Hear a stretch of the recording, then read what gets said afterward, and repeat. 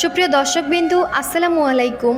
চলে আসলাম আজকে অনেক বেশি কষ্টের একটি স্টোরি নিয়ে আপনাদের সাথে প্রেজেন্ট করার জন্য। চলুন আজকের স্টোরির মাঝে আমরা কি শুনতে পারি। তবে সত্যি আমার কাছে গল্পটি শুনে অনেক বেশি খারাপ লেগেছে।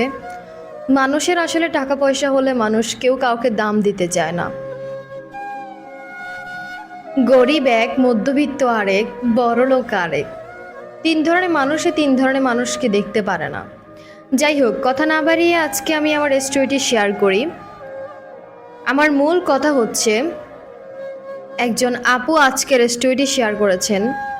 আপুটি লিখেছেন, আপু, আমার জীবনটা এভাবে তছনছ হয়ে যাবে তা কখনো ভাবিনি। আমি এখন একটা কথাই বলি, যদি আমি গরিব ঘরের একটা ছেলেকে বিয়ে করতাম তাহলে আমার এরকম নাজেহাল হইতো না। যাই হোক, উনি লিখেছেন, আপু, আমি আমার পরিবারের বড় মেয়ে। আমি যখন ক্লাস 10-এ উঠলাম তখনই আমার বিয়ে হয়ে যায়।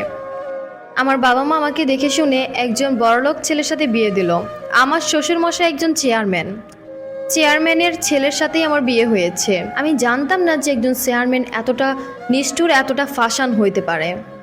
যাই হোক, আমার বিয়ে হওয়ার 6 মাস পরে আমি প্রেগনেন্ট হওয়ার 2 মাস পরে আমার শাশুড়ি আর আমার শ্বশুর আমাকে একটা কথা বলল, বৌমা, তোমাকে একটা কথা বলতে চাই, রুমের মধ্যে ডেকে নিয়ে। আমি বললাম, জি আব্বুমু বলেন, কি হয়েছে? বলল, তোমার কাছে একটা আবদার আছে, তুমি কি রাখবা? আমি বললাম, হ্যাঁ, রাখার জন্য চেষ্টা করব। কি কথা বলেন? তারপর বলল, দেখো, তোমাদের বিয়ে হয়েছে মাত্র 6 মাস, তুমি 6 মাসের মাথায় প্রেগনেন্ট হয়ে যাবা সেটা আমরা ভাবি নাই। বলতেও লজ্জার কথা, তুমি বাচ্চাটাকে নষ্ট করে ফেলো। আমি বললাম, বাচ্চার বয়স তো প্রায় 2 মাস হয়ে গিয়েছে, এখন আমি কিভাবে বাচ্চা নষ্ট করব? 3 মাসের মাথায় অলরেডি বাচ্চার বয়স পড়ে যাবে। আপনারা এগুলো কি বলতেছেন? আপনাদের ছেলে কি বলতে চায়? তারপর আমার শ্বশুর বলল, আমার ছেলে কি বলবে? আমরা যা বলবো তাই হবে। আমার ছেলের কথা মতো অনুযায়ী হবে নাকি? আমি তারপর রুমে গিয়ে কান্না করতে করতে আমার হাজব্যান্ডকে বললাম, এই রাহাত, আমার বাচ্চাটা কি তুমি নষ্ট করে ফেলতে চাও?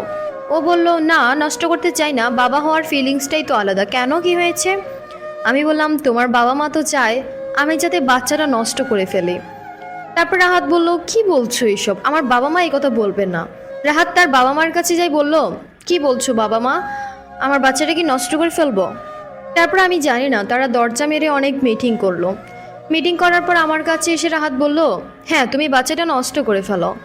আমি বললাম, বাচ্চা নষ্ট করে ফেলবো সত্যি? আচ্ছা, এই বাচ্চা যে নষ্ট করে ফেলবো, আল্লাহ পাপ দিবে তো? বললো, সেটা পরে দেখা যাবে, এখন আগে তুমি বাচ্চা নষ্ট করো, আমি তোমাকে ওষুধ নিয়ে দিচ্ছি। এখন আগে বাচ্চা নষ্ট করো, আমি তোমাকে হসপিটালে নিয়ে যাবো, তুমি রেডি হও। আমি আর কিছুই বললাম না, তার সাথে গেলাম, বাচ্চা নষ্ট করলাম। আমার শরীর থেকে প্রায় অনেক ব্লাড বের হয়ে গিয়েছে, আমার অবস্থা অনেক বেশি খারাপ।